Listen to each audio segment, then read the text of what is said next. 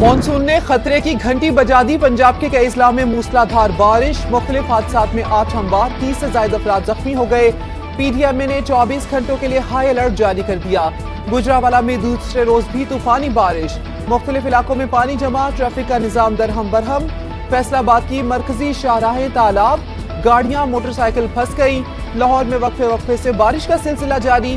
اسلام آباد میں دھواں دھار بارش کا امکان، فلیش فلڈنگ کا بھی خدشہ. خیبر پختونخوا میں دھواں دھار بارشوں سے تباہی. 3 روز میں 14 افراد جاں بحق، 19 زخمی. مرنے والوں میں 6 بچے اور 2 خواتین شامل. 6 مکانات مکمل تباہ، 22 کو جزوی نقصان پہنچا. پی ڈی ایم اے نے اعداد و شمار جاری کر دیے. وزیر اعلیٰ گلگت بلتستان امجد حسین کا اسلام آباد میں این ڈی ایم اے کا دورہ. چیئرمین لیفٹیننٹ جنرل انعام حیدر نے مونسون سیزن میں ممکنہ خطرات سے نمٹنے کے لیے اقدامات پر بریفنگ کی.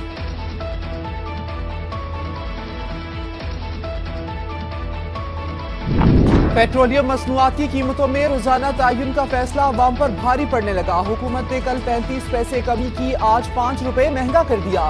ڈیزل کی قیمت میں 7 روپے 15 پیسے کا اضافہ. پیٹرول کی نئی قیمت 320 روپے 73 پیسے فی لیٹر ہو گئی، جبکہ 1 لیٹر ڈیزل 367 روپے 21 پیسے کا ہو گیا.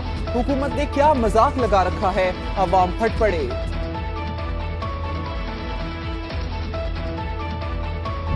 وزیر داخلہ محسن نقوی اور ایرانی ہم منصب اسکندر مومنی کی ملاقات. 2 طرفہ تعلقات اور باہمی تجارت مزید مستحکم بنانے کا عزم. دونوں ملکوں کے درمیان وفود کی سطح پر بھی مذاکرات. انسداد دہشت گردی اور انسداد منشیات میں اشتراک بڑھانے کا فیصلہ. وزیر برائے ریلوے حنیف عباسی کی بھی ایرانی وزیر داخلہ سے ملاقات. باہمی تعاون کے فروغ پر گفتگو.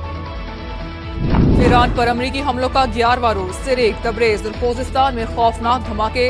بوشہر جوہری پاور پلانٹ کے قریب پاور سب اسٹیشن نشانہ. ایئر ڈیفنس سسٹم فعال. کرمانشاہ اور کنارک میں بھی بمباری. تازہ کارروائیوں میں ایرانی فوجی کمانڈ مراکز، میزائل، ڈرون لانچ سسٹم اور دفاعی تنصیبات کو نشانہ بنایا گیا. سینٹ کام کے مطابق حملوں کا ایک اور سلسلہ مکمل کر لیا. اور بھارتی طلباء پر تشدد کیوں کیا؟ نئی دلی میں پارلیمنٹ کے باہر اپوزیشن کا احتجاج. سیاہ لباس پہن کر مودی سرکار کے خلاف نعرے لگائے. راہل گاندھی اور پرینکا گاندھی بھی شریک. بھارتی وزیر اعظم، وزیر داخلہ، وزیر تعلیم سے مستعفی ہونے کا مطالبہ. نائب وزیر اعظم اسحاق ڈار کی منیلا میں روسی وزیر خارجہ سے ملاقات. پاک روس تعلقات اور باہمی تعاون کے فروغ پر اتفاق. تجارت، توانائی اور رابطہ کاری کے شعبوں میں تعاون مضبوط بنانے کے عزم کا اظہار. Ishaq Dar ASEAN regional forum اجلاس میں شرکت کریں گے.